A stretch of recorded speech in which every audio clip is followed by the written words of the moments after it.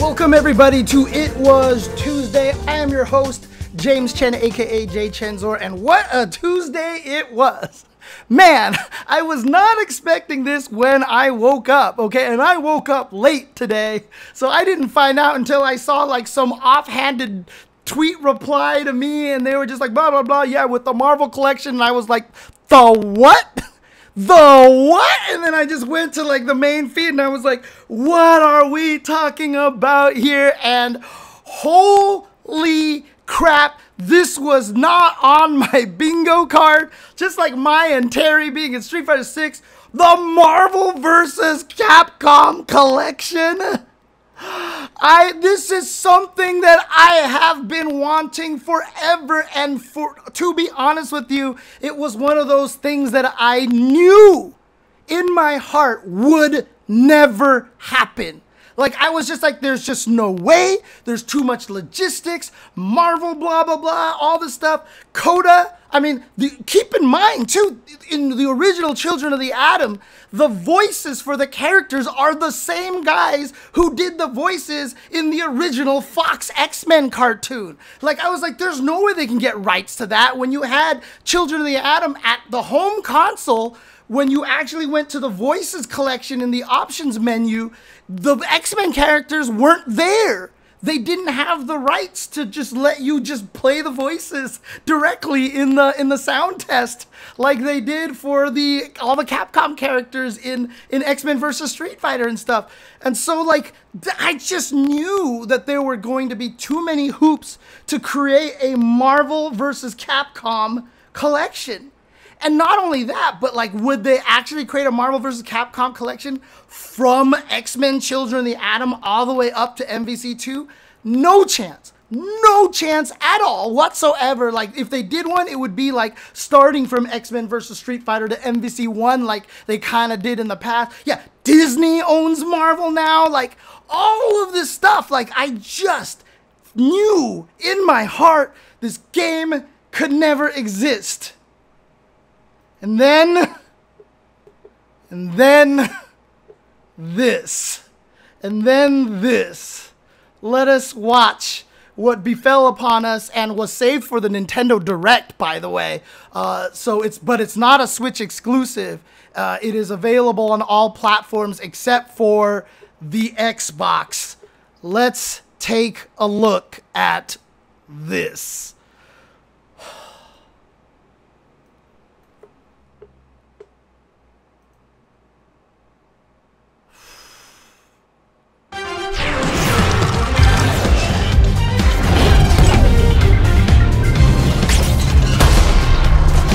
Just no way.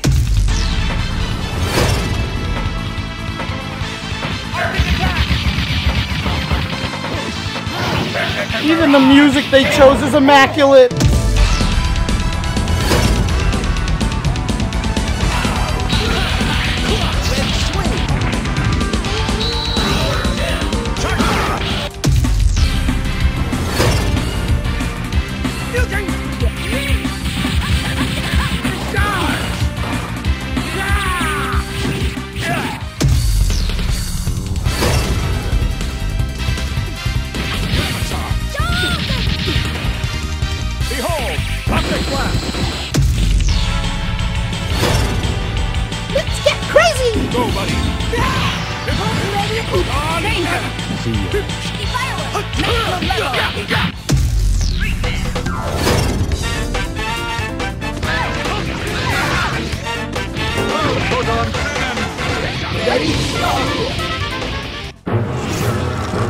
And the fact that they even put in the Punisher too, which is hilarious. And of course, the funny thing about this one, which reveals the time that it was made, it still had the original Nick Fury.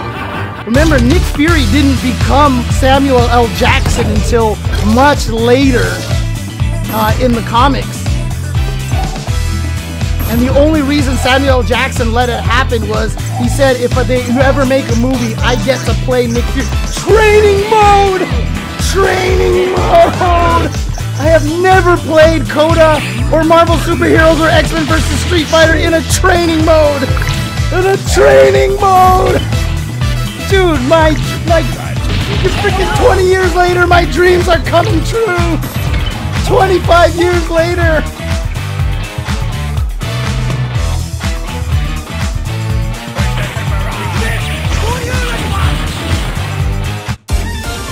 Here comes a new challenger. Oh my God. They had better make sure this rollback is good for MVC2. They had better make sure this rollback is good just for MVC2. Just for MVC2, please make the rollback netcode good. Please. Please. Please. Oh my God. Marvel vs. Capcom Fighting Collection Arcade Classics.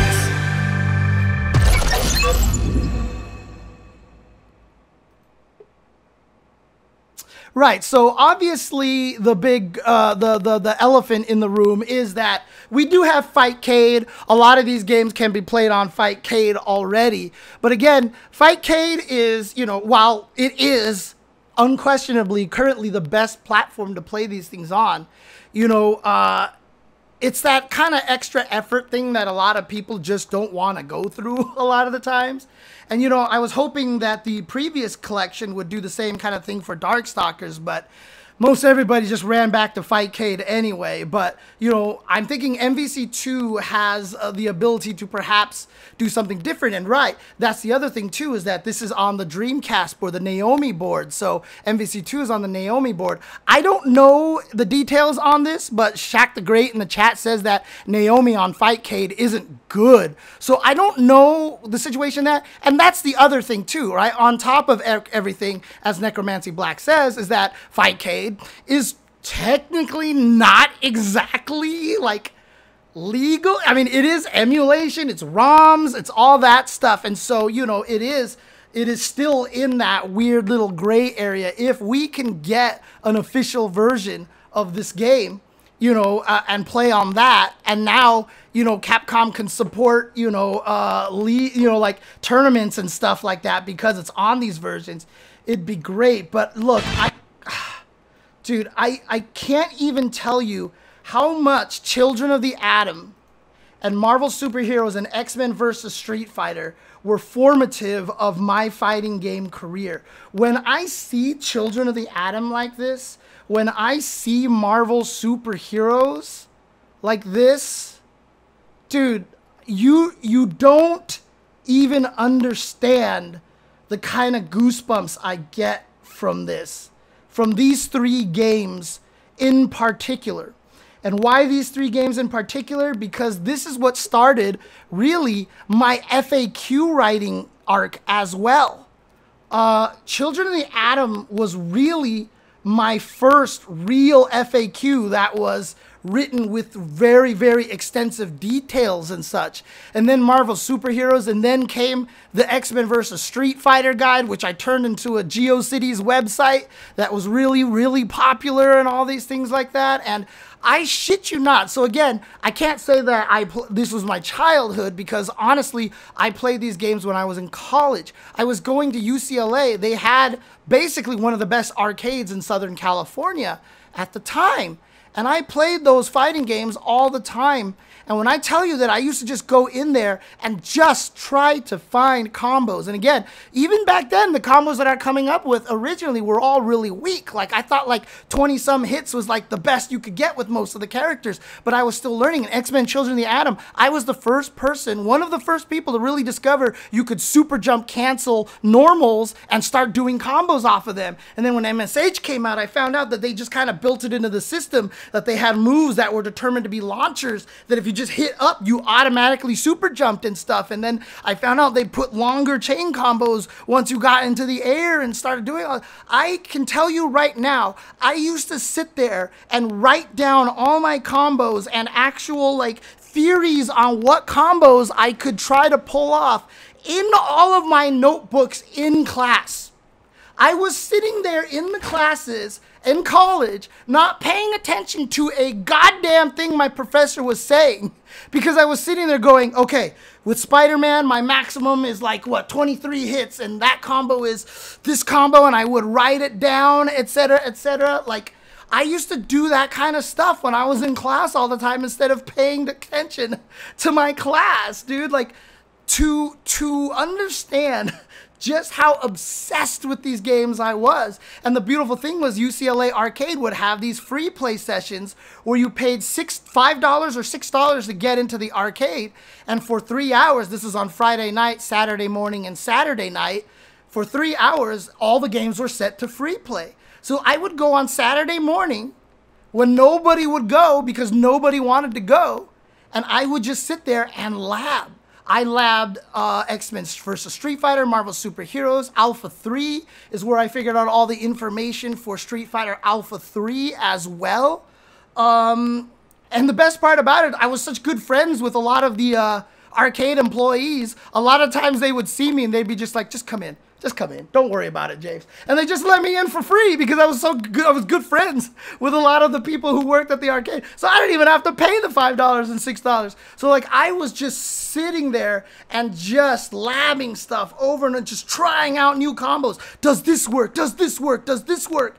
You know, I was a training mode monster. Honestly, like, but it wasn't a training mode. It was literally, I just did first player and second player. Killed him, game over, start, do it again, play over and over again. And the amount of time I have played these games and just sat there looking for combos.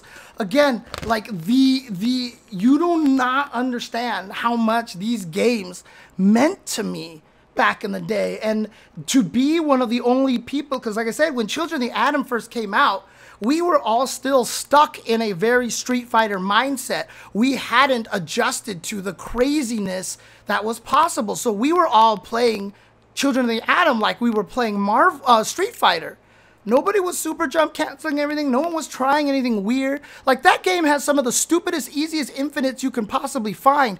And nobody was finding them because we didn't understand how to take advantage of a lot of the new freedoms we were given in that game.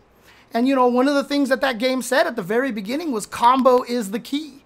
Like, on the attract mode, it says combo is the key. And if you look at all of my FAQs, that's how I ended all of my FAQs was, remember, combo is the key. Because it just became such a catchphrase for me. You know, it was so important to me that these games were just, like, as crazy combos as possible. I have a bunch of old classic combo videos on a hard drive. Yes, I do. Yeah, the Akuma code and getting Silver Samurai. Yeah. But like, honestly, these games, oh man. So like, especially Marvel Superheroes, I still have like theoretical combos that I really have never gotten a chance to like flesh out and stuff. But obviously, these games are broken so wide open these days. That I really, like, I played the Saturn version of Children of the Atom to death. And that version wasn't even good. It, like, had 25% of the animation frames. It was horrible. I don't even know if the actual combos on the Saturn version were accurate. Because I was finding some crazy combos with Wolverine. You could only build up to 1 super, but Wolverine, I had combos where I could get, like, 4 supers in one game. Because there was the way that the super worked was that when you actually hit the wall, Wolverine would stop, and when he did his Berserker Barrage, it was slash, slash, slash, slash, slash. But each slash drained a chunk of his meter. So if you went into the wall, he stopped early, and so it would actually stop draining the super meter early. So you could actually do like slash, slash, X, and then Berserker Barrage, and then stop, and then combo, build up enough meter, X, and then do it again, and then build up enough meter, and then build enough. And like, I had this combo where I got like 5 of them in a row, and I remember talking to somebody about that, and they're like, you're lying, dude. You're just like, before anybody was known and everybody lied on the internet, like it was just that my uncle at Nintendo said kind of thing, and I was like, I got 5 supers in one combo, and someone's like, you can't do that, there's only 1 super. And I was like, no, the way it works. And they're like, no, you're a liar. And I was like, ah. And now I can actually go into a training mode and like try it again and actually prove that I could still do that on an arcade accurate version. Oh god. And yeah, Gun Judy Kai mentions me versus LordBBH at E3. Yep, that's right. That was the first E3 after it became CES. When CES shut down. the Consumer Electronics Show. The next year was the very first E3. I went to the very first E3, and I ended up entering the Marvel Superheroes tournament at the Capcom booth. But of course, this was early. E3 was full of nothing but businessmen. Nobody knew how to play, so everybody entered, and they were just like, doo-doo-doo. And so I picked Spider-Man. And like the first guy I fought against was like, "Rah, fight!" And I jumped and went bam, bam, bam, dash, bam, bam, bam, launch, bam, bam, bam, bam, bam, bam, bam. And the whole audience started screaming. They were like, "What? Like, holy shit!" Like these guys probably thought I was a plant to show off the game, but I was there just to do that. And I was just doing all these combos and all this crazy stuff. And the only other person there who knew how to play the game was LordBBH. And we ended up fighting each other in grand finals. I won that tournament, and I still remember they gave me a bunch of Alpha 2 keychains, so I still have a Sodom and a guy and a little birdie and stuff. They're all in my closet right now. I've preserved them and saved them. And then they also gave me a PlayStation 1 copy of Resident Evil. They didn't even have prizes ready to go. They were just like the Capcom guys literally came up to me and they're like, "Yo, dude, like, thank you. Like, whoever you are, thank you for showing off our game. Thank you for showing off our game. You're supposed to win this Resident Evil, but can we give you these keychains and stuff too? Because holy shit, that was amazing, right?" Like it gathered a big crowd. Like people were watching because it was going crazy like that. And again, you know, I mean, just to give you guys an idea, yeah, like nobody knew who anybody was. Capcom didn't know who any of the players was. That's how disconnected everything was back then. So what we have today is such a different thing. And the best thing about it too was the nameless nerd thing was that I got into E3 by pretending to be somebody else. Of course, it wasn't crowded at that time, which is why that E3 they gave away so much stuff to everybody, why E3 has a reputation for giving away things even though they don't give anything away anymore. But I used somebody else's badge, and so I just had a badge. The name was like Steve Wynn or something like that. Like it clearly wasn't me. And when the guys came up and, you know, to congratulate me after I won, they were like, "What's your name?" And I was like, "James Chen." And I looked at my badge and I was like, "Oh shit." And like they were like, "Whatever, dude, don't worry about it." They were like, "We don't care." They were like, "We don't care, dude." Whatever. James Chen is first place. Oh my god, it was so happy, dude. Yeah. Well, Nguyen, I'm pretty sure as in Nguyen, like the Vietnamese name, like Steve Nguyen. But yeah, no, back in the days, that's what you did. You just snuck into it. Or you said, "I'm part of this news thing," and it's literally just your little like blog, or not even a blog because blogs didn't exist back then, but it was your stupid shitty GeoCities webpage or the newsletter that you printed and went to Kinko's and copied and gave to all your friends and stuff like that, right? Like that's all you did. Like, "I'm a part of this group," you know, and like, oh god, back in the day it was all just like whatever. Yeah, exactly. Your friend at a small blog was able to get credentials to E3. That's what E3 was back then. And it was so small and nobody was there. And like I said, every booth gave away shit all the time because it was meant for business. But what happened was E3 got so big that now everybody went there and they couldn't give away free things because the free things became like a choke point. Like everybody would get there at opening and run to the booths to try to get free swag, and it was a disaster. And so then you had changed to have to, you know, put down, you had lines now, you had to do reservations and everything. This is why I hate E3 now, because it's just nothing like it was before. Actually, to be fair, when Nguyen is a last name, I think it is pronounced like Nguyen. But when it's a first name, I think it's pronounced like Nguyen, I think. There's a famous Vietnamese magician out there who has the last name Nguyen, and she just calls herself W-Y-N-N. I can't remember what her name was, but she was like some famous magician, I think, whose original last name was Nguyen, and she just called herself Win at the end. But because literally the guy who, remember, I think it was last week, someone asked me what my first arcade stick ever was. Or somewhere on my stream, someone asked me what my first arcade stick ever was. And I said one of the mechanics at the UCLA arcade when I worked there built one for me out of parts. The guy who built it was literally named Win-Win. It was Nguyen, Nguyen. That was his name. And he called himself Win Nguyen. So like that's where I kind of got that idea from.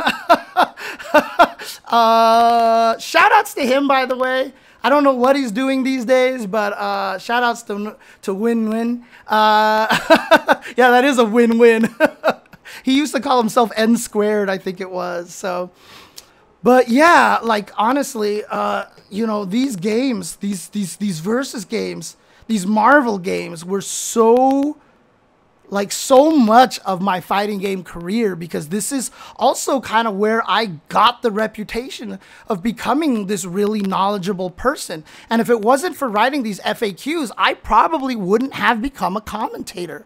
You know, it was writing these FAQs, and again, my natural empathy made it so that, you know, you read a lot of FAQs and they're written from that genius professor aspect, where they're like, you do this, you do this, you do this. And you're like, okay, I don't understand how that works. And every time I wrote my FAQs, I would just be like, okay, no, they don't know what I'm talking about when I say this. So let me go into detail about this, etc., etc. So everything I always did was always okay. I mean, I just tweeted my video on how juggling works in Street Fighter, in the Street Fighter games, why certain combos can juggle at some places and why they can't in other places, etc., etc. And I literally couldn't explain it without going through the entire history of Street Fighter juggles. Because, like, it's just like when you see the progression of how it built up, it like makes so much more sense. And so when I created my FAQs, that's how it always was. I would really build everything up in pieces until the whole picture showed up. That's what I was always trying to do with First Attack. I just haven't finished getting to that point in First Attack because ADHD and laziness and stuff and motivation. But like I said, I need to kick my channel into gear. So, but yeah, I mean, that's what made me start writing the FAQs, because when I started doing the launch into super jump cancel, so I would do the combo with Colossus where I would heavy kick someone into the sky, and then I would jump up and do roundhouse heavy punch into the air super, and people would be like, oh my God, like what, you can do that? You know, stuff like that. And nobody was doing it. And so I was like, I need to let people know you can do this shit. So I started writing my X-Men Children of the Atom FAQ. And in fact, I think I still have I was updating the FAQ and I only got halfway through it, and I never actually published like the super full version of the Children of the Atom FAQ when I started figuring out more details thanks to the Sega Saturn version of Children of the Atom, you know? This was all on GameFAQs back in the day. All of this stuff was GameFAQs before Ramshai? I'm not sure. But yeah, like this was all on GameFAQs a long time ago. That's where everything was. So yeah, like these games meant everything to me. Everything to, yeah, you had to print out in Courier. And in fact, dude, one of the most amazing things that I have ever done in my life. This is the kind of detail I had to writing FAQs, okay? This is how obsessed with writing FAQs and making sure I did a good job was the intro to all of my guides. The intro to all of my guides. I actually carriage returned every line so that no matter how you opened it, as long as you had 77 characters per line fitting on a line, my FAQ looked correct. After I typed the whole thing, I carriage returned every single line in my FAQ. All of this is manual carriage returned. None of this is actually word wrapped by itself. And so I wrote this block of text at the top of my FAQ.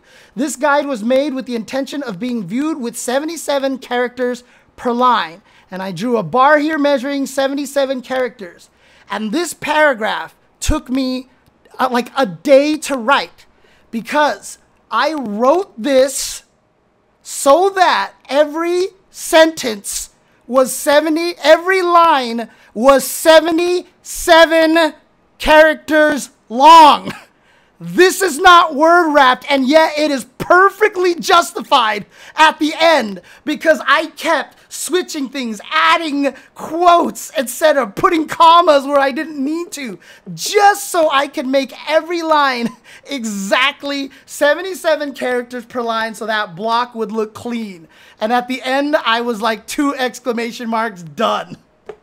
And so it is best viewed with a monospace font, comma, such as Courier, comma, at size 10, comma, with 1-inch margins on all sides. Using Microsoft Word, I am able to view this. Like, I literally wrote this so every line was 77 characters per line. Do you understand, like, the kind of extent I went back in the day to write these guides, dude? Like, it is, this was an art form back in the day, dude. Like, this is an art form, honestly. Like, this is what you did. Combo guide by J Chen, highest rated, baby. Let's go. Let's go. Nobody's FAQ is better. I mean, look at these combo guides. Look at these other combo guides out here. 47 kilobytes, 30 kilobytes, 3 kilobytes, whatever. 355 kilobytes, bitches. Let me tell you right now, okay? Let me tell you right now. By the way, Infinite Combos by D. Dial over here. This is the other best combo FAQ on this site over here, written by an amazing person out there known as Gunter JPN. Shoutouts to you, David Dial. Shoutouts to you, David Dial. But yeah, you go into my X-Men versus Street Fighter combo guide.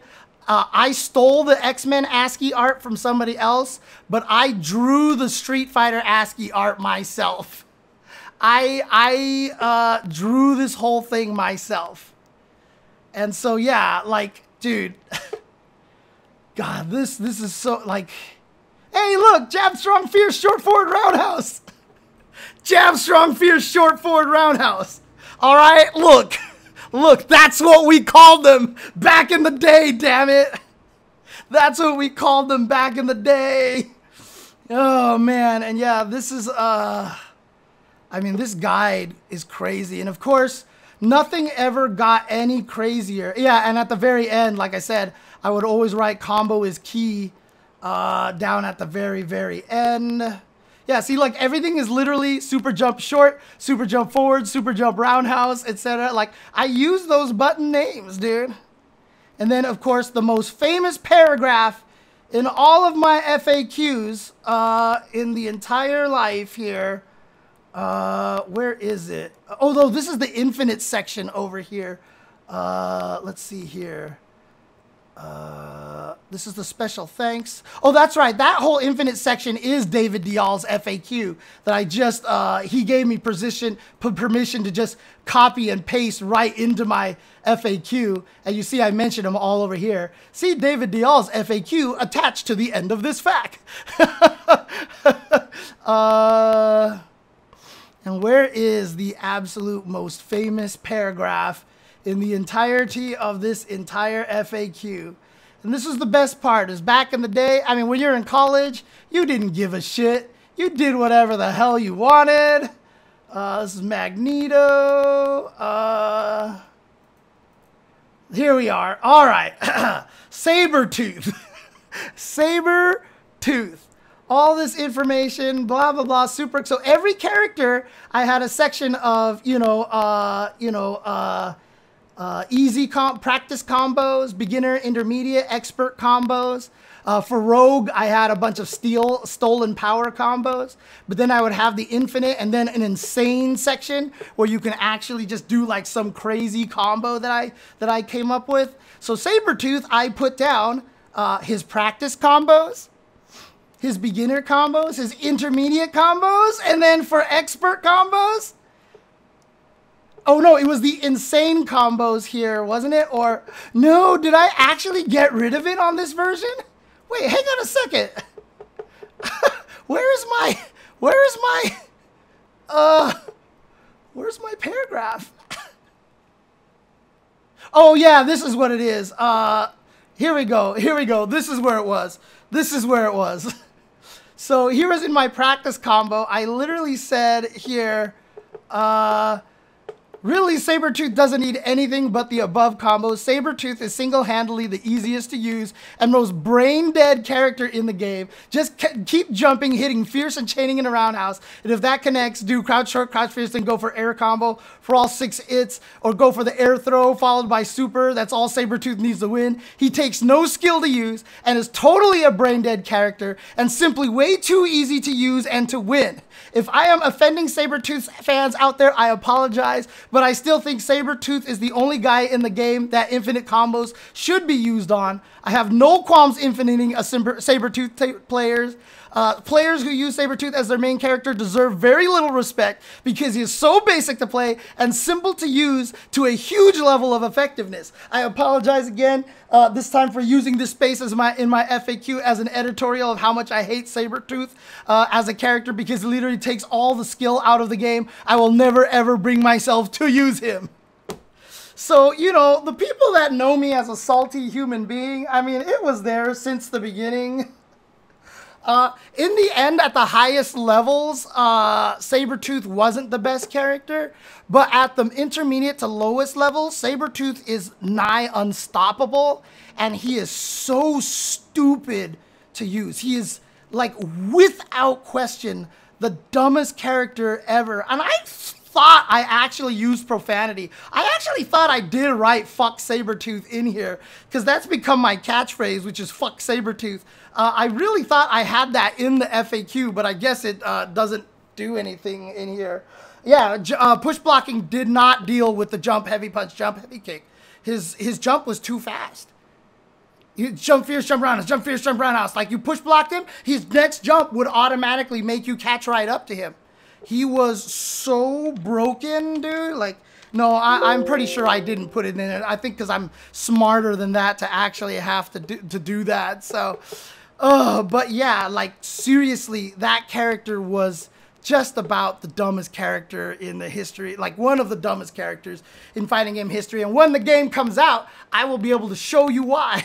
I will be able to show you why that he is really stupid. And one of the reasons I hated that is because one of the people that I fought at the UCLA arcade all the time used Sabretooth, and he would beat me, and I knew he was not as good of a fighting game player as me.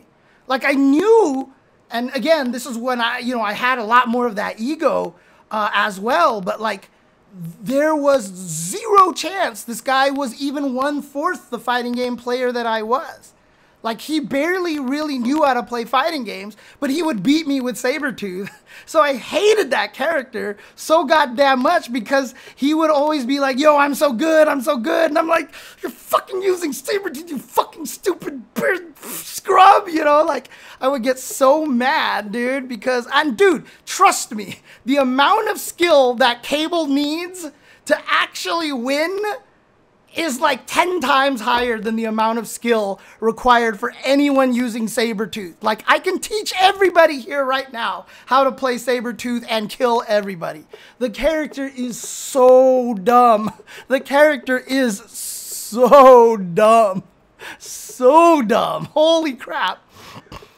Anyways, so this game is coming out. And again, I cannot explain to you guys how excited I am for this, for training mode, everything. Dude, I am the OG Scrub Quotes. I actually called on XvSF 2 for Dhalsim's ban in Alpha 3. I literally had a big old post explaining why Dhalsim should be banned from Alpha 3 because Dhalsim was broken. Early on in Alpha 3's life cycle, I was absolutely a person who was just like, this is too powerful, ban this. Like, Jesus Christ. Oh, man. Dude, MVC2 had better come back as a throwback game, dude. That would be amazing.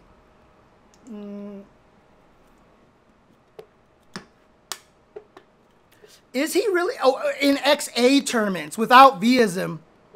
Yeah, because Dhalsim is actually too strong, right? He was too strong.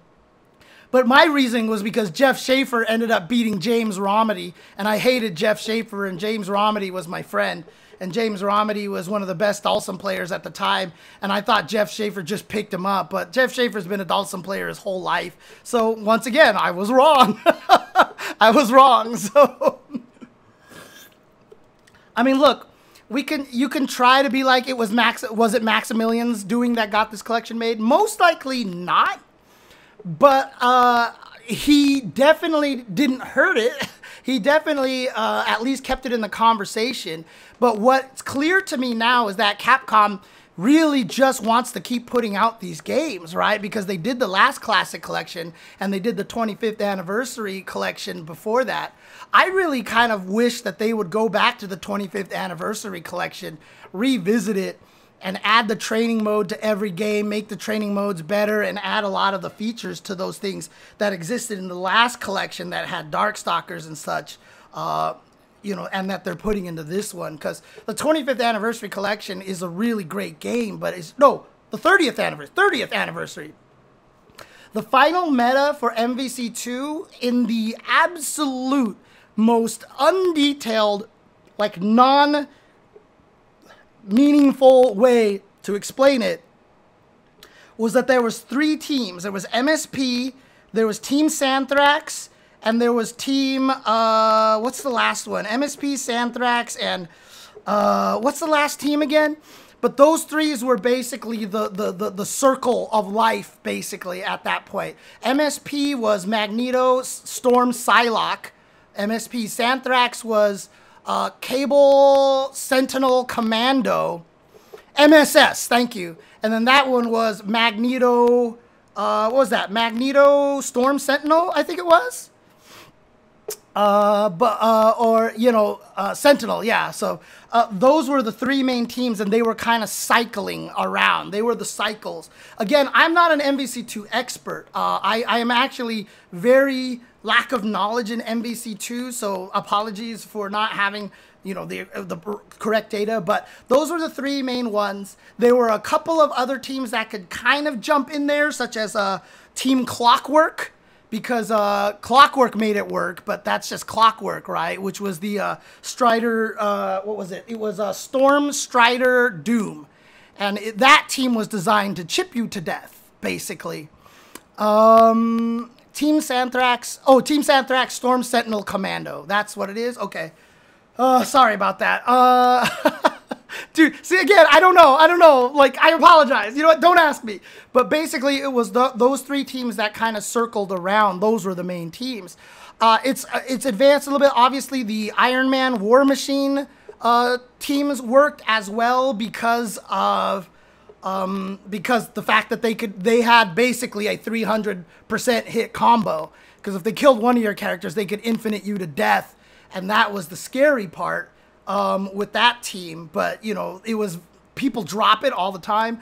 Duck Doe's team, the Spiral team, is very, very, very good, but very hard to use because Spiral had the lowest health, one of the lowest health, so she died really fast.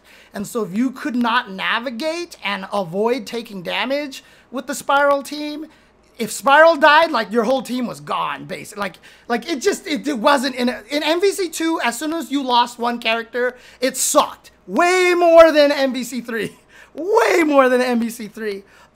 Yes, early team I want to mention is the Blackheart team. The Blackheart team, which is Mike Watson, still his favorite team and his favorite fighting game of all time, is playing MVC2 with the Blackheart team. Blackheart lost strength when they discovered that if you finish an air combo with him against Cable, Cable could shoot you with the air hyper viper beam before you got back into the screen, so you could just literally die. However, I have heard that nowadays that Blackheart players are better about just avoiding that, and so Blackheart has kind of come back in to play. Yeah, because literally his little pillar super would cause the flying screen to happen. And Blackheart came into the screen as the black puddle, and then he would reform. But during the black puddle dash, you couldn't control him. And for most characters, they couldn't do anything. But since Cable could do air hyper viper beam, he would literally shoot you out of that puddle dash before you could actually do anything. But I've heard Blackheart in today's meta has jumped back up, because a lot of people have figured out how to fight Cable proper. Like, you just know if you're fighting Cable, don't do these routes, don't do this super, don't finish your air combos, etc., etc. So Blackheart has come back into a little bit of favor as well. There's a lot of things. And again, I've always wanted to do a whole episode on this history, and that's why I've always wanted to bring XvSF in here, because again, he's just somebody I love talking to. He was really entrenched in the community. And, you know, I just have the best conversations with him. And so I feel like he would be one of the best people to talk about it. But, you know, there's a bunch of other really niche teams out there as well. Mike Z used to use the Juggernaut power-up glitch. I know Chikyu in Japan would try to use the Anakaris team. There's also another Anakaris team that was always a theory team that XvSF built but never could implement because XvSF's execution was never very good.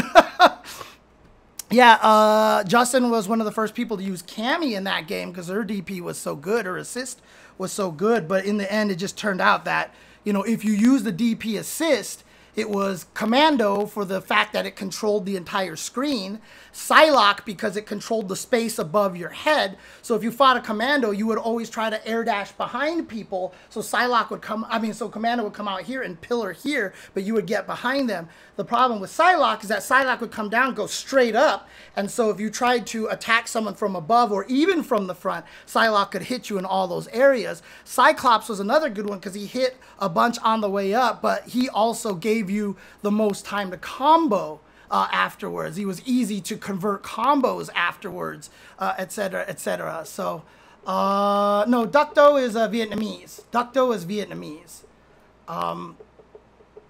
So yeah, there's just, I mean, MVC2, oh God, it's a game that I can't explain to you a lot of the very detailed subtleties because I never got good at that game. We even had a group out there that involved, Gunter was part of that group, I was a part of that group, Derek Daniels, who I've talked about, who worked on God of War, is a part of that group. There was a bunch of us a long time ago that all we ever did was try to come up with infinite combos. We created this super secret group called the Infinite High Council, and we tried to come up with infinites for all the games, and when MVC2 is coming out, we're like, you know what, let's get good at this game so we can show people our strength. Let's show them what we're actually made of. And then none of us did anything. So none of us did anything. Yeah, Justin Wong was undefeated by I don't remember if you were still in that group at that time or if you were active at that time, David. But yeah, the Justin Wong basically went 2 years undefeated in MVC2. And if you know anything about MVC2, going undefeated for like 2 years, it might have even been more, is like actually impossible. Like, that game is so dangerous, and there's no, and yes, you know, nowadays we're like, well, there's more players, there's all this stuff and everything. Dude, like, these guys were playing MVC2 at Chinatown Fair like every single day. And we're talking about people like Yipes and Matrix and Sanford Kelly and Smooth Viper and all these guys out there. Like, these guys were trying to beat Justin forever. Everybody was trying to beat Justin forever. And nobody could do it for a few years. You know, it is actually, well, to be fair, Justin's MVC2 run has been matched and maybe surpassed by, again, you know, player obviously turned out not to be, have a lot of issues, but Zero's run in Smash Brothers, I forgot which version of Smash Brothers, but that run was, might have been as good or better as Justin's run in the end. But Justin was unbeatable, and the first person to ever beat him was Sanford Kelly. And when we watched back the match, and again, this is like VHS, like I don't even remember if we had footage of that match. Do we have footage of that match that Justin finally lost? But I kind of remember seeing the footage, but the only way that Sanford won was because in the mix-ups and the unblockable, like the basically hard to blockable situations when Magneto starts rushing you down and when Air Dash character Storm starts rushing you down, it's like so hard to guess between high and low. But there's just like a couple of instances where Sanford Kelly literally blocked correctly high and low multiple times in a row and got away from the mix-up, and it was just like it was like a one-in-a-lifetime moment that Sanford managed to beat him in that situation. And it made news everywhere. People talked about it everywhere. We were just like, oh my God, like, Justin lost. Like, it's just like on srk.com, like, everybody was like, oh my God, Justin lost. Like, it was the craziest shit ever. It was so wild when that happened, and everybody was just like there's no way. Like, this is impossible. That's how big of a deal it was. But yeah, this game, oh God, it's, whoo. Yeah, and again, Sanford's mashing face. You can thank me for that one. You can thank me for that one. I wasn't the one who filmed that particular thing, but I was the one who edited the video that it got taken out of and ended up becoming popular on the internet. So I was asked to make a hype video for Toyota because they were our sponsor at the time. And Tom and Tony Cannon asked me to make the video basically out of the Duck Sanford money match. So I got all the footage from myself and from Derek DeSells, who was our official cameraman at the time, and I edited together a video that I put together to one of the F-Zero GX soundtracks. And when I put it in there, Derek DeSells had footage of the Sanford mashing face, and I couldn't not put that in there. We only had a Toyota sponsorship because one of the guys from New York who was really into fighting games, who made the Bang the Machine documentary, he was the one who funded the Bang the Machine documentary. His day job was an advertiser. And he moved from New York to California to do more advertising work. And the company he worked for just happened to get the deal to market the Toyota Yaris. And because he was a fighting game person, and the Yaris was like their original Scion. It was like the car that you're supposed to sell super cheap. It was like the budget car for college kids and stuff. He was like, that makes a good combination with fighting game community. So he literally hooked up Toyota and Evo to do a sponsorship, and that's how we got our first like 5K prize pools for all of the tournaments. Yeah, and that was the year we had the Mario Kart tournaments where I got top 8, baby. Let's go. I was top 8 at Evo in Mario Kart. That's right, damn it. That's right.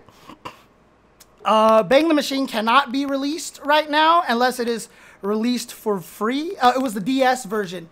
We did the DS version because the qualifiers were easy to do that way. You just basically had to walk up to a table, show yourself doing the automatic laps at the very end and show us your time. And if you were in the top whatever amount of time, then you would get into the semifinals where then you actually did race. So we came up with a version. I was the one, I mean, to be fair, this kind of sounds like I cheated, and I probably did subconsciously, but like I was the one who got to pick the tracks, you know, that we had to do the time trials on and stuff. So, you know, maybe I picked some of my favorite tracks, whatever, you know, I don't know. Well, I don't know.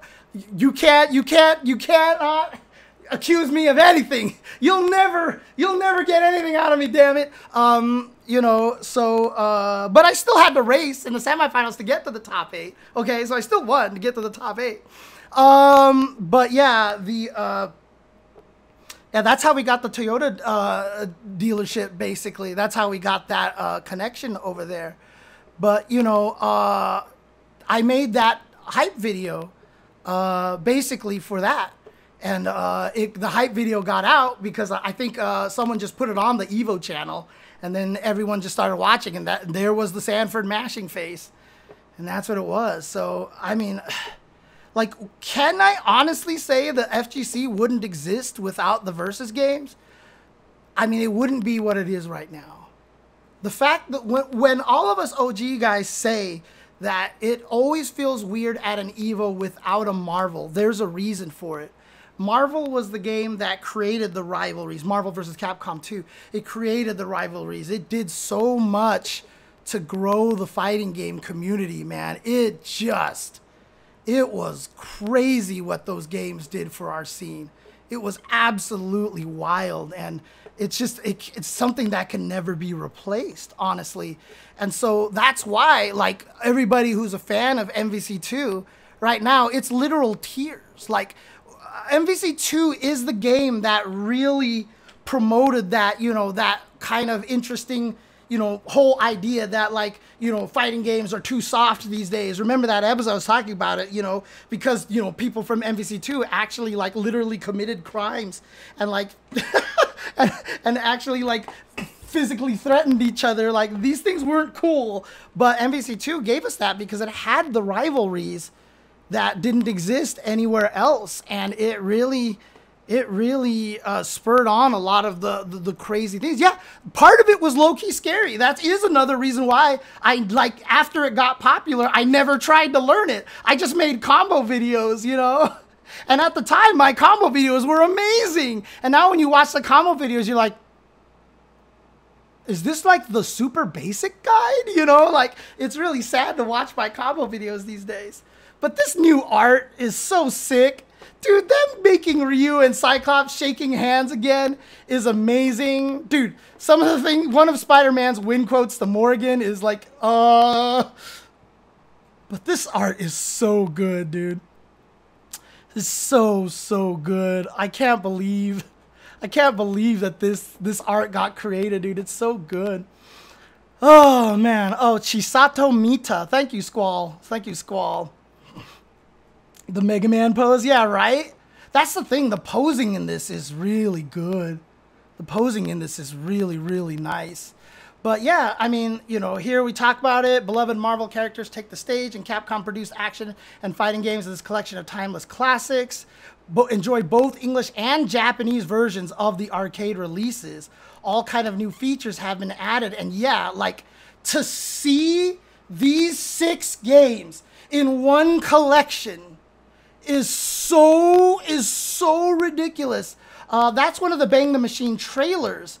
A lot of the footage that you can see, there are 3 trailers out there for Bang the Machine, and a lot of the footage that you can find for Bang the Machine from these trailers are not in the movie because in case, I mean, you guys don't know, I've told the story many times here on the stream, but, you know, it never hurts to remind people again the situation with Bang the Machine. Bang the Machine was released and given out to film festivals. So they wanted to see how it works, so they made an initial cut of it. There was so much more footage they were going to add to it. They're going to put a bunch of stuff in there. And so they made an initial cut to put to film festivals to find sponsors, get better backing and stuff. And so they made this movie. They added soundtrack using the songs that they would like to use, etc., etc. All songs that were licensed. But of course, this was a film festival version, so it really didn't matter because everything was just to be viewed for free, etc., etc. And they had all this footage. They had all this footage ready to add in to do way more stuff. All their footage was stored in their office in the World Trade Center.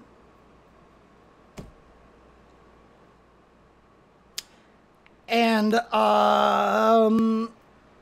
if you guys know, this was the same time that 9/11 happened and took out the whole building and took out all of that footage. So yeah, I mean, obviously, you know, we were just a tiny fraction of what was affected, but, you know, 9/11, I mean, just touched so many different areas. And so we lost all that footage. Literally, the film festival cut of Bang the Machine is the only footage of the film left. That is literally the only footage of the film left. It cannot be released because of all the licensed music in there. It can be released for free, but, you know, there's always like weird hopes I think that they can try to at least make some of the money back. And so again, you know, it's not that we can't rebuild or whatever, blah, blah, blah. Like, that footage is there, and they showed it at EVO a few times, you know. When they showed it at EVO, we had to walk around and make sure nobody was filming it. So, like, literally, we were, like, walking around in the dark, like, with flashlights, making sure nobody was secretly filming it so that it couldn't get out there. But if it ever got out there, basically, it would, you know, it's one of those situations where, you know, it would basically kill any chance of trying to do anything with it. I don't know. They haven't showed it in a long time that I know of. But yeah, that's what happened to all of that footage out there. And so I don't know what Peter Kang, the guy who made the film, who got the Toyota sponsorship and all that stuff like that, I don't know what his intentions are or what his plans or goals with the movie are right now. There was one point in time where they almost got it so that they were going to give it away for free with like Street Fighter 4 or something like that. I think that was in the works. I don't know if that's NDA, but that was also like, what like 15 years ago, so who the fuck cares now? But like, you know, they had come up with a lot of ways to try to figure out a way to release it. And so I don't know if they're still working on that, but like, it's a great video to watch. It just gives you an idea. Unfortunately, you know, there is like editing bias in it. It makes some of the East Coast look worse than they really are and stuff like that. You know, and you know, I love the fact that Vi comes out of that film like smelling like a rose. Like, Vi just seems like the coolest guy in the world in that movie. I swear, dude. Oh man, but you know. Yes, I don't know, Kraken. I really don't know. I don't know what the plan is for it now. In fact, I don't even know how to contact Peter Kang these days. I know somebody who could. So you know what? Maybe I'll ask him. Maybe I'll talk to him, see if there's anything that can be done. I think it's a... Dude, the way that it's been guarded has been ridiculous. Because literally, I think there's only like 5 legit copies in existence right now. And the people who have those 5 copies have probably... I mean, I wouldn't be surprised if they backed it up themselves, but they've probably never given it away to anybody. So, but yeah, you know what? Maybe that's something I'll try to spearhead and try to get some new something with Bang the Machine. Figure out a new way to do it or something. So, but in any case, these 6 games together... Never would have imagined. Never, ever, ever would have imagined. Like I said at the start of this episode, I was 100% sure this game would never get created. A collection with all 6 of these. There's just, like, literally no way I think that this would have ever happened. And that it has actually happened, to me, might be one of the greatest miracles of all time. Honestly. Honestly, this is absolutely mind-blowing to me. I just thought that the way that the licensing and all that stuff fell into place with Disney and everything, like the Strider rights, again, to get rights to Strider requires a third party, to get the X-Men voices, everything. And here it is, dude. Yeah, MVC Origins, and that was obviously a shell of its existence. But you know what? Honestly, maybe the 1UP arcade cabinets helped in this. Honestly, there might be a lot of credit to that because a lot of people bought that MVC2 cabinet and they had to get the rights. And so maybe them doing some of the preliminary work helped a little bit to do that. The creator of Strider... Literally the creator of Strider. Strider, I don't know if Strider was originally a manga or something like that. Tokuro Fujiwara. He actually owns, he's the creator of Strider. I don't remember if he started as a manga or if whatever, but technically he owns the character. And every time Capcom has to make a game with him, they have to license him, license Strider from him. So, but yeah, so obviously beat 'em up. The Punisher is in there, but then both single player and online. And so every game has the online They also have all these difficulty settings so that they have modern modes essentially. And they're adding a bunch of new features here. They have the online play. They say rollback netcode will make for smooth and enjoyable online battles. I really hope so. For the people who did play, who actually did have a chance to try the last collection with Vampire Savior and stuff, was the online, like, good? Was the online good? Like, I heard, like, for Vampire Savior, the Fightcade online was still better. I never really got a chance to play it online, sadly. Okay, so it was good but not great. It was fine. It was solid. Yeah, that just basic. Okay, it was Street Fighter V level. Okay, yeah, so there you go. Hopefully it's better because MVC2, I mean, putting MVC2 with rollback netcode in an official capacity, this game will sell crazy, and we'll be running a lot of tournaments for MVC2 now at events.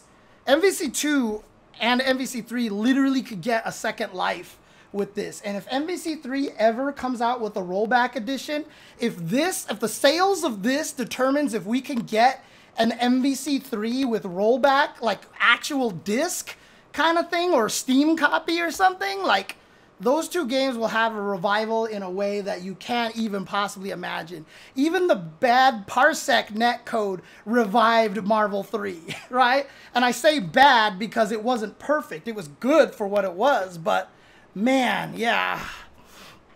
Yeah, crossplay is a little expensive. No, Maximilian's doing something for MVCI. Max is doing something for MVCI, so... but casual matches, ranked matches, custom matches, talking about the Punisher, high score challenge, training mode. Oh my God, Children of the Atom training mode. And it says, pick your favorite stage with input display, hitboxes, damage numbers. Well, oh my God. Now, the scary part for me is that the only thing they show in these pictures is MVC2.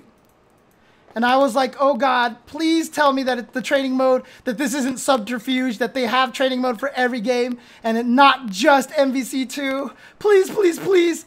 And then I read this Game Informer article that said, plus a training mode. And so like every fighting game in the collection features online play, including ranked, casual, and lobby matches with rollback netcode, plus high score leaderboards, plus a training mode and spectator mode.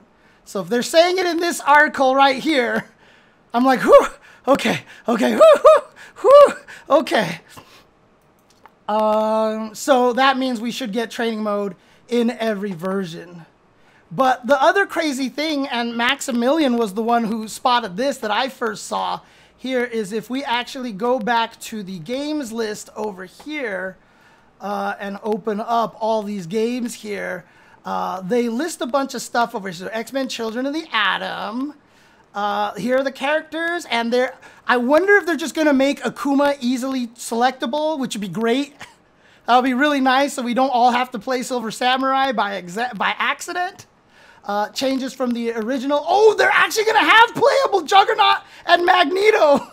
Oh my God, they're just going to let you play them. Oh my God. Oh, you guys will now see just how broken Magneto really is. Unless they actually try to balance him. Holy crap. Holy crap, dude.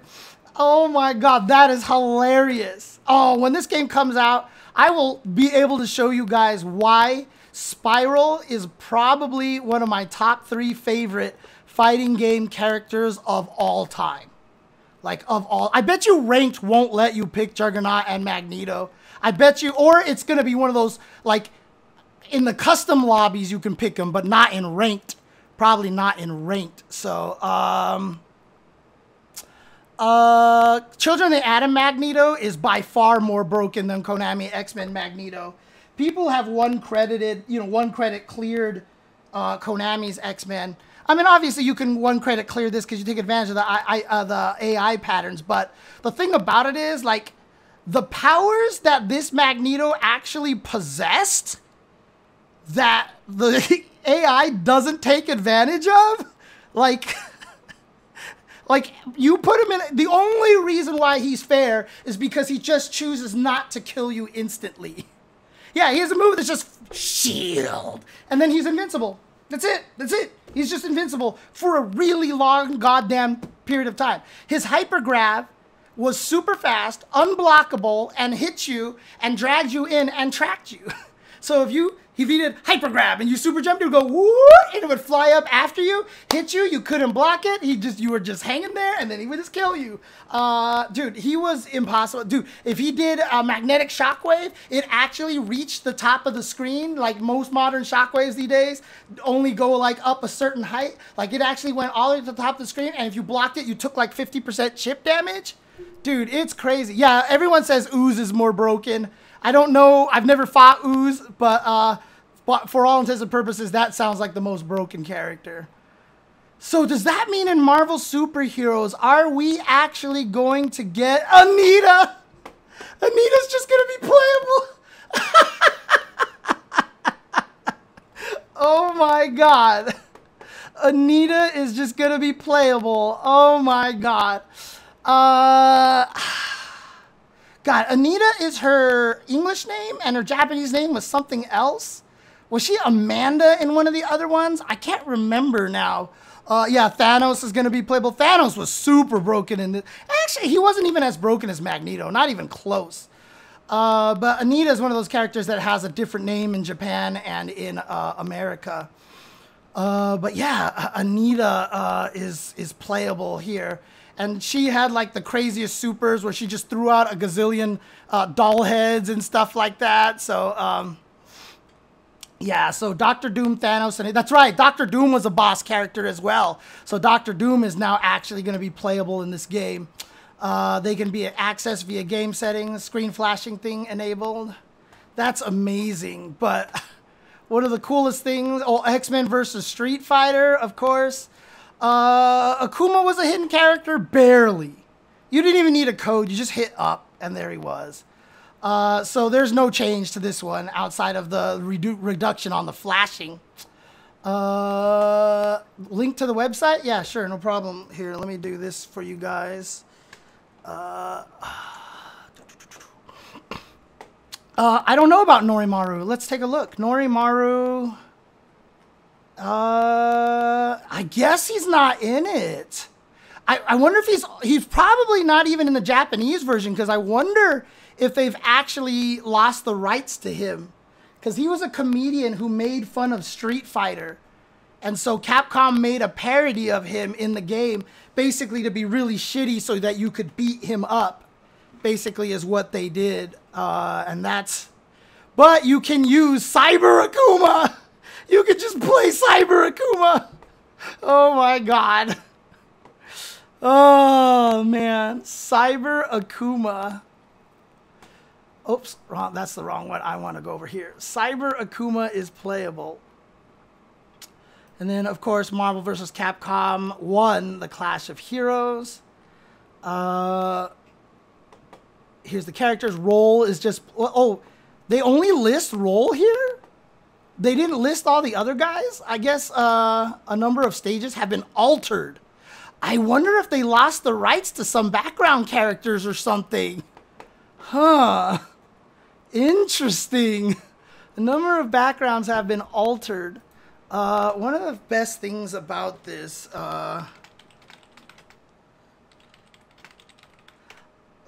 this was actually one of the things that I always loved talking about. God, these are all fake versions of the character select screen. Come on, give me the real select screen here, please. There it is. Here's the real select screen over here. There were a bunch of hidden characters in this game over here. Hey, check out this site, wiki.supercombo.gg. Oh, interesting. Interesting website here that I was taken to. But let me also do this.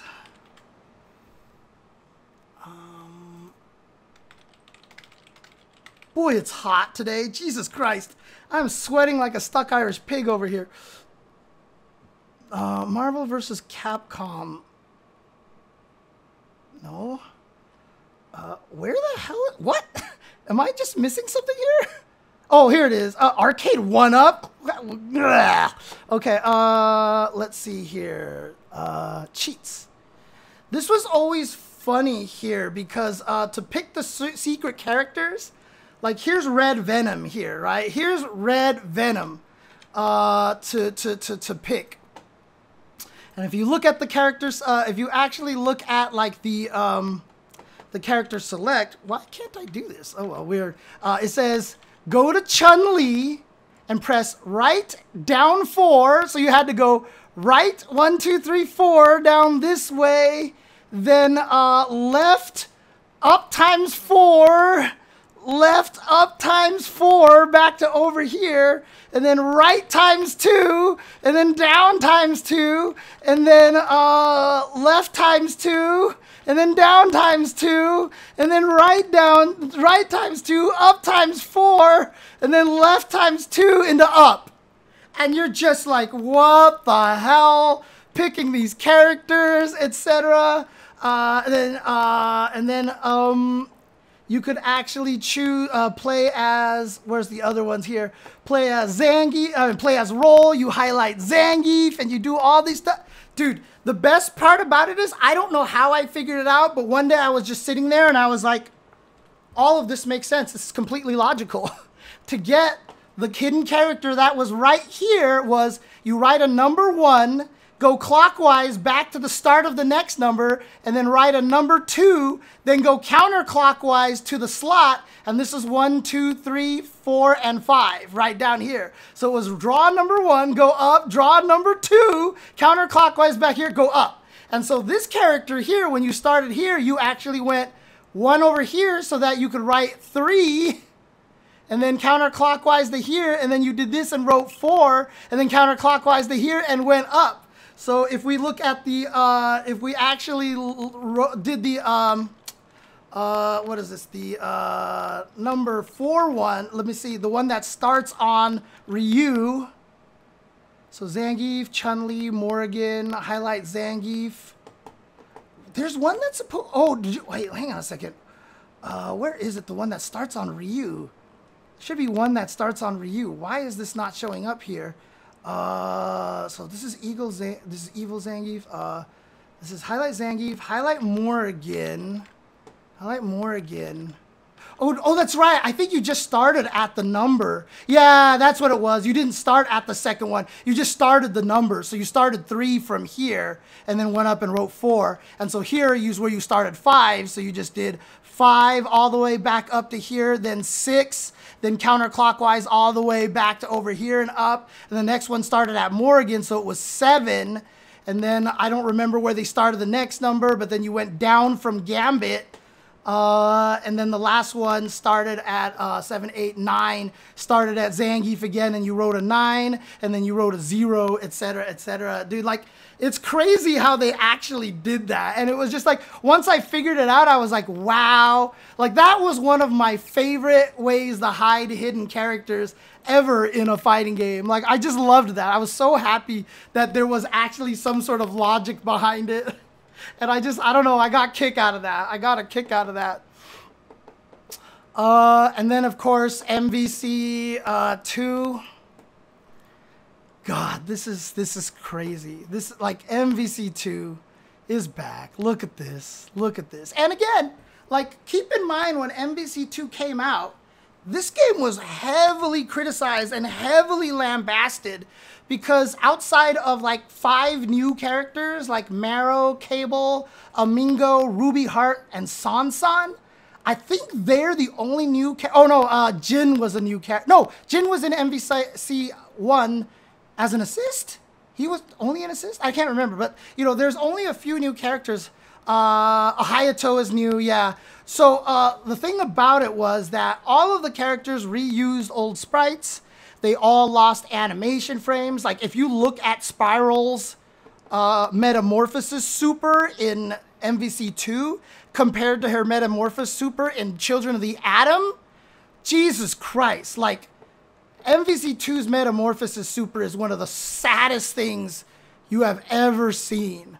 Colossus, when he grabs you and swings, spins you, and throws you in MVC2 is one of the saddest looking things ever. And in Children of the Atom, it's so amazing. And again, Children of the Atom and Marvel Superheroes sprite work is probably some of the greatest sprite work of all time, if not the greatest sprite work of all time, considering they don't have the lack of restrictions that they do today. That they were able to create these kind of detailed sprites with so much just amazing principles of animation back then on CPS2 hardware, like you cannot get any better than the sprite work for these characters and for Darkstalkers. Like the Marvel characters and in these games here, and Darkstalkers are like the epitome, the pinnacle of sprite-based artwork. It's so good. Again, Psylocke's walk cycle is like one of the most studied animation things ever, because not only was her walk cycle good, but it actually matched. Like if you held forward on the controller, there was literally no sliding. It was animated in such a way that her foot actually stayed where they walked. It was so crazy. Man. Why wasn't this tiny block guy, this guy, Kobun? They just made him weak, and it's easy to make characters weak, and he's kind of a joke character anyway, so he was meant to be bad. So he's kind of like, think of him like as a lemming, right? Like Trombone just had 1,000 of these guys and used them to do tasks for her, so they're supposed to be like just destroyed. They're, you know, they're not supposed to be meant to. They're like Pikmin, basically. They probably won't change any of the animations. I mean, the balance. They better not. They better not change any of the balance. I want these to be preserved as the arcade machine, as close as they're legally allowed. Now, the only thing that we're worried about here, the X-Men versus Street Fighter fans are worried about one thing here. So they're listing the ROM version as Japan 961023, 961023. There are essentially, and I guess this is David Dial's terminology here, 3 main versions of X-Men versus Street Fighter. There was the initial version, which was just super broken and was completely busted. And in fact, you know, one of the most famous infinites when the game first came out was that Ryu could change chain hop kick into jumping jab. So you literally just did hop kick, jumping jab, jab, short, strong, hop kick, jumping jab, jab, short, strong, hop kick, jumping jab, and you just infinited forever, basically. And in the second version of the game, they took that away. But, you know, they left like the other 99% of infinites in the game. There are just so many infinites in this game, and it's really funny because if you look at Marvel Superheroes, like they added the flying screen to the game to try to prevent infinites. They failed. And then in X-Men vs. Street Fighter, it became even worse. And it was actually easier to do infinites in this game. This game, I mean, this game has so many infinites in this game. And then they released a version 3. The version 3 took away a lot of the most common infinites. There are still other infinites that existed because I think that they just didn't know a lot of the infinites in the game. And you can still find a lot of janky stuff in there, but it is not as... Norimaru is not in this collection, as we can tell so far, JNV. But it is... my FAQ will not apply largely... I mean, most of it will apply. A lot of it will not apply to version 3. And if you talk to most X-Men vs. Street Fighter fans, it is version 2 that they enjoy the most. Because if the game is going to be broken, might as well let it be as broken as humanly possible. Right? I mean, just like when you made version 3, you took stuff away from some characters, but left it for a bunch of others. And so what, like, why remove the infinite from some characters and leave others with infinite? So it like basically didn't accomplish anything. So, oh, Saber liked version 3. Yeah, I saw him talking about that.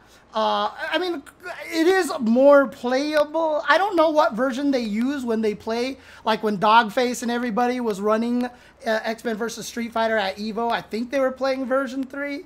But, you know, a lot of infinites. I mean, you watch all the footage that, you know, Japan always posts of it, and it's almost always version 2 version of X-Men versus Street Fighter.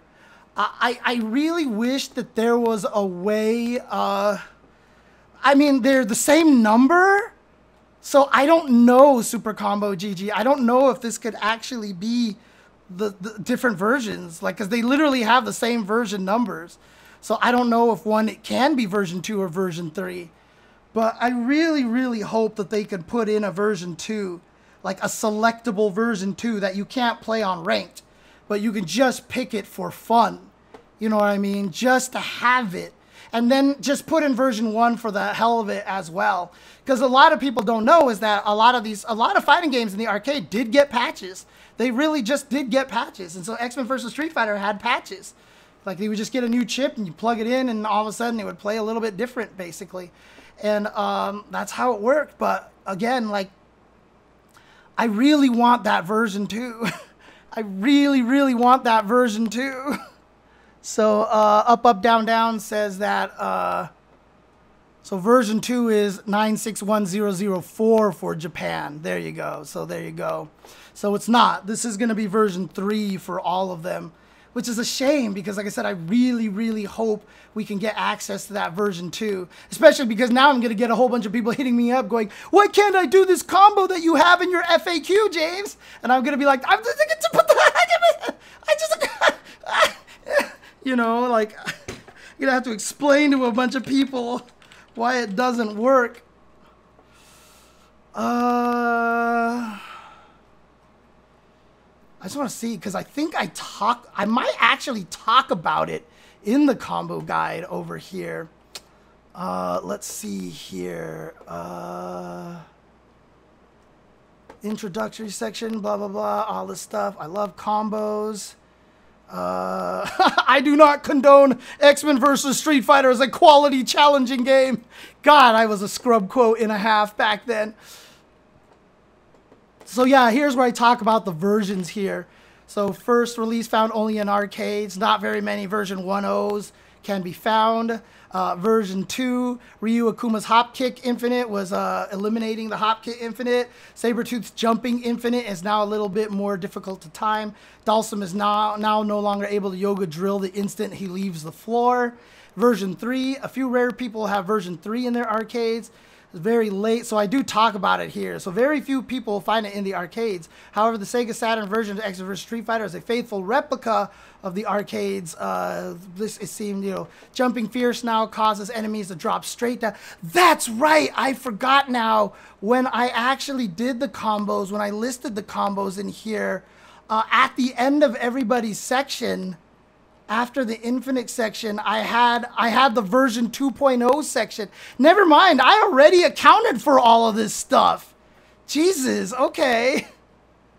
So I had like specific combos for version 2 and for version 3.0. Yeah, so I guess my FAQ was more geared towards yeah, see, here's a version 2 combo here. Interesting. So I actually did have, dude, I'm smart, dude. I'm smart. My FAQ already accounted for that. But yeah, to not be able to have the version 2, I think is kind of unfortunate. I would like it if we could play version 2, but again, that's also me being selfish because that's the version I played the most on, so I want that version. But yeah, this is crazy, dude. This is absolutely wild to have all of this here, dude. I'm flabbergasted at this, dude. I can't believe that this is happening. I cannot believe this is happening. I mean, after this, I don't even know if I can answer that question, Bretonian. Like, this is the collection that this is the one that I wanted. This is the one that I want. I mean, the only thing left you can try to put out is like one with Power Stone and Star Gladiators on there. Maybe the EX series and stuff like that. So, share the Game Facts guide, sure. I don't know if you can link directly to it. I don't know if that's still, that might still not work. Nope, they actually just let you link straight to the guides now.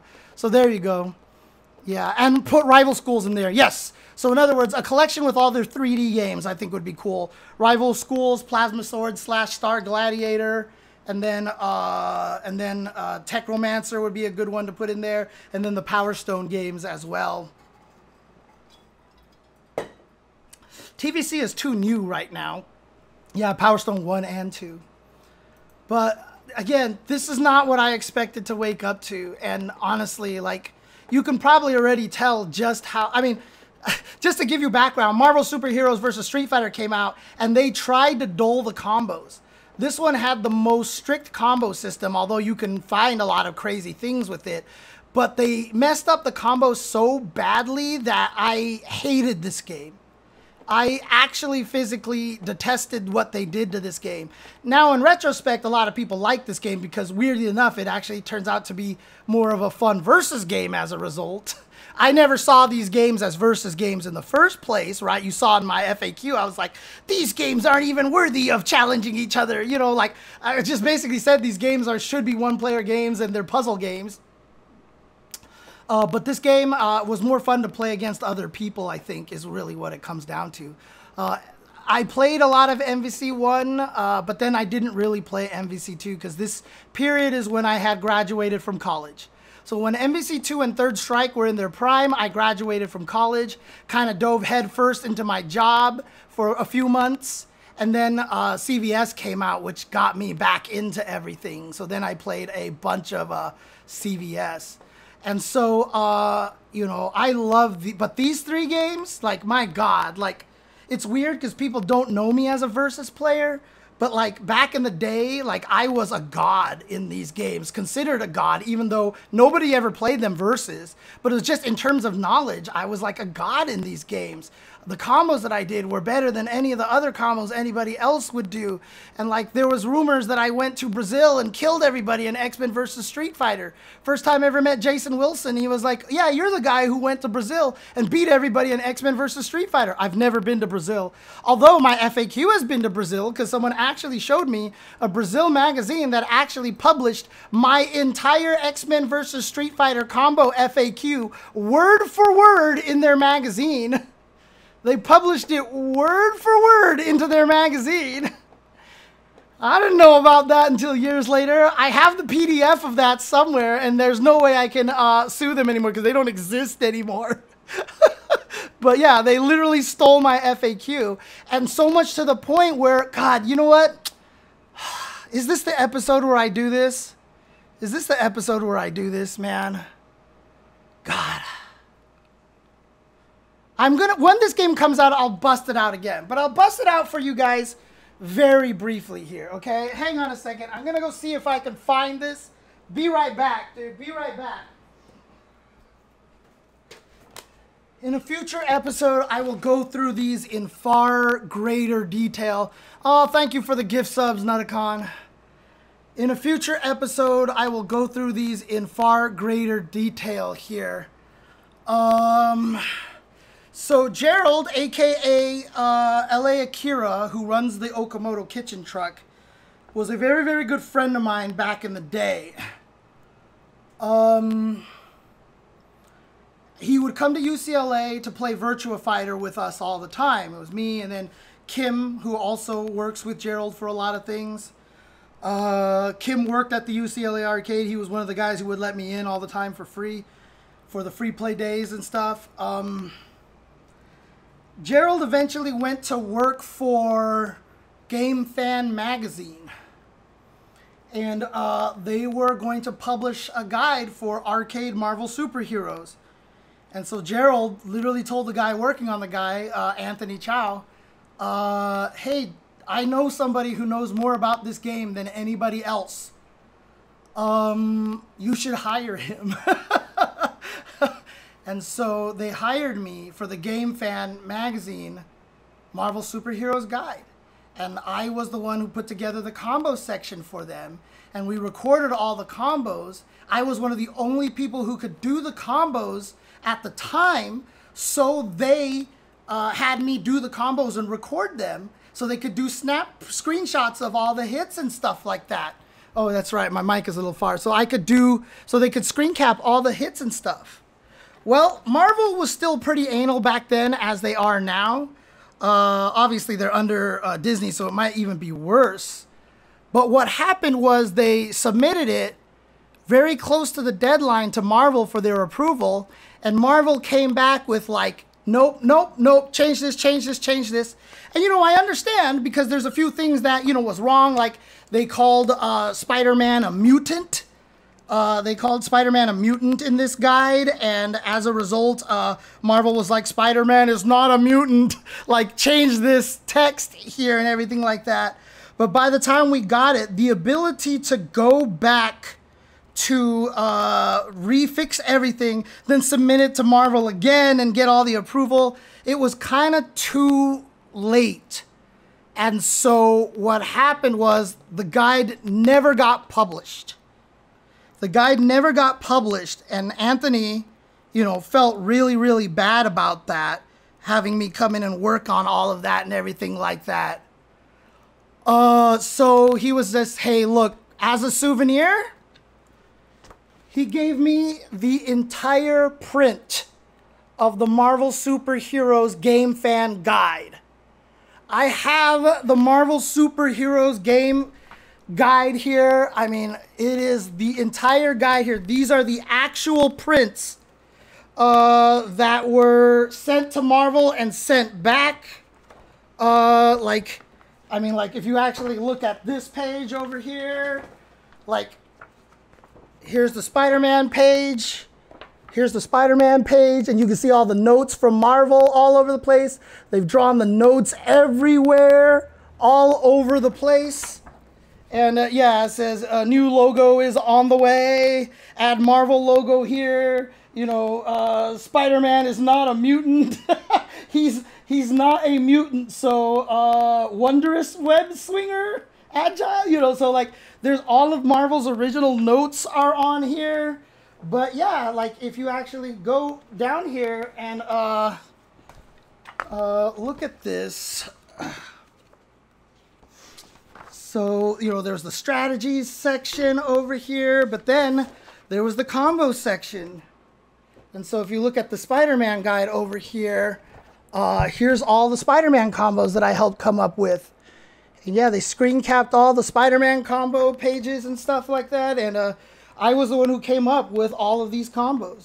Yeah, see the expert 23 hits. Ooh, 23 hits. You know, nowadays it's like crazier than normal now. And even on here, like it says for the combo guide down here, for the combo guide, it literally says, the Mutant Webslinger says, okay, this is a bona fide eye candy, all 4 special moves. I want to be just like the Chenzor and Dango Head combo. Though the whole combo is darn difficult. Like, my name is in this guide. Like, they actually have my name in this guide here. So, this whole entire thing never got published. But bless Anthony, he actually gave this to me as a relic. And I've kept it ever since for obvious reasons. Because this is something that's really special to me. And I think it's really kind of really nice. We didn't know frame data back then. Nobody cared about. You didn't need to know frame data back then. Nobody could give a shit about frame data because old fighting games, frame data doesn't matter. I keep telling people that. He gave it to me in person because their whole entire company was based here in Southern California. So I just went to their offices and stuff like that. So yeah, he literally gave this to me as a gift. And it's so funny, too, because of us working together on this, me and Anthony have had the longest, like, debate argument for our entire lives. That when Iron Man wins, he goes, superior tech. And I have always said that it was superior tech. And he has always claimed Iron Man said superior attack. Like, superior attack. And so, like, it sounds like both, and I have always said it's tech. He has always said it's attack. And even the last time I talked to him, I think we even made the inside joke as well. So, look, I'm right. Like, clearly I'm right. Of course it's tech. Oh, man. But yeah, some people thought it was attack. It's superior attack. Yeah, it's hard to tell because it really sounds like he just says attack, right? So it's really hard to tell. But yeah, that's, again, to say that Children of the Atom, Marvel Superheroes, and X-Men vs. Street Fighter were a formative part of my FGC, I mean, is not, like, it's just, like I said, I wouldn't even be a commentator because if it wasn't for me writing these FAQs and, you know, understanding and getting good at the empathy part and learning how to explain things in a way for people to understand and having this desire to teach people how to play the games, not because I was looking for fame and fortune or glory, but because I just wanted more people to play the fighting games correctly. It led to me doing tutorial videos, making combo videos, and then writing articles for SRK, being an avid Shoryuken forum member, and then commentary was just kind of a part of that, honestly. And so I just transferred from doing all that stuff to commentary. So would I be a commentator without these 3 games? Probably not, honestly. So yeah, I loved these games so much. We don't have an exact release date yet, I don't think. But again, these games, I mean, the amount that especially COTA, MSH, and XvSF mean to me, and now you can probably see why I can never say City of the Wolves properly. Because Children of the Atom is, like I said, is just like one of those games for me. Yeah. Like, these games are just, man. Those 3 are the games, honestly, for me. In any case, boy, I've been talking about this for almost over an hour and a half now. A little over an hour and a half. So I think that'll be it for now, talking about all of this this collection here. But yeah, this was not something any of us expected, but the only last thing I want to add to this was a tweet from somebody. Does a lot of things in the FGC, but I don't know how publicly it is, so I don't know if I'll mention exactly who he is. But with the way that the internet reacted to this, he tweeted out, "I hope people now understand why leaks kill the hype of a proper announcement." The way that the internet and everybody reacted today is like, it's magical. You don't get this kind of reaction a lot. And to see the entire internet just like losing its shit, the FGC losing its shit over this for all sorts of different reasons. Obviously, for a lot of people, it's the MVC2. And for me, you know, it is the first 3 games, you know, especially those first 3 games and stuff. Like, it's fun. Like, it's fun to have this. It's fun to get this. You know, whereas like when people leak things, the reason why they leak things is they just like to feel special for that little brief moment. Or it's just one of those things where you just feel like that brief moment of you feeling powerful, of knowing something that nobody else does, and you get to be the one to tell everybody. It's so stupid, dude. It's not. Is it really worth it for you? Are you really in that kind of a position where that's important? That's so important to you? Like, honestly, like, it's so stupid, dude. I hate it. I hate it. I'm not going to bat for giant corporations. I'm going to bat for having a community enjoying something and genuinely getting excited about it. You know? It's just what it really is. I'm not doing this to protect the corporations. I'm doing this so the fans can have a moment like this, so we can have a moment like we got when Geese was announced for Tekken 7. I mean, that Tekken 7 reveal of Geese at EVO was one of the most, like, it changed the way a lot of companies looked at revealing stuff. They were like, wait, EVO might be the right place to reveal stuff. Because the Geese reveal was just ridiculous. It was so crazy. And yeah, some of you out there like leaks. I mean, that's fine. If you are the kind of person who don't mind leaks, and there are going to be a lot of people who like leaks, get your leak on, but just leave it alone at that point. Let it die at you. Let you be an endpoint of that leak. Just let it stop at you. If you're going to go out of your way to go and look for the leak, just you be the endpoint of that particular leak path, basically. You know, you can ask somebody, hey, do you want me to spoil this for you? I mean, when I was at the Tetris World Championships is when Terry and Mai got announced, and I was talking to some other people there that are fighting game players. I was like, did you hear the announcement? They're like, no. I was like, do you want me to tell you? And they're like, no, I'll go look it up. You know, it's just like, you want to let people get excited about things, man. Like, as a person who has a lot of emotion, getting excited about things, especially me, is not something that happens very often. And so to genuinely be excited about something is great. Let people enjoy the actual reveal. Please, let's just let people do that. So that's just really what it is. So again, it's just great. You know, when you get a genuine reveal, like we get the moments like L.I. Joe on the boxing ring ropes, on the wrestling ring ropes, when Urian was revealed and stuff like that. You know, some of these actual reveal moments are some of the greatest moments ever out there. Yeah, sick gaming news. I'm talking about sick gaming news. Sick gaming news, yes. Leaks on government corporate doing something corrupt? Yes, leak that. Please leak all of that. But yeah, so again, let's really enjoy, let's let people enjoy the hype and stuff like that. So, oh man. But again, never would have thought this is happening. So great. Really, really happy, really hyped for this. And I cannot even tell you, I may never play these games online against somebody else, but to have a training mode where I can actually mess with everybody in COTA, MSH, and X-Men vs. Street Fighter, it's going to be something I would have never guessed that I would ever have been able to do. I'm going to be like a kid in a candy store, man. I got to tell you. I got to tell you. Kid in a candy store, honestly. And see, like, I don't even care about the hitbox viewer. Although the hitbox viewer will explain weird things like why Rogue gets hit by a bunch of things that nobody else does in X-Men vs. Street Fighter, but still.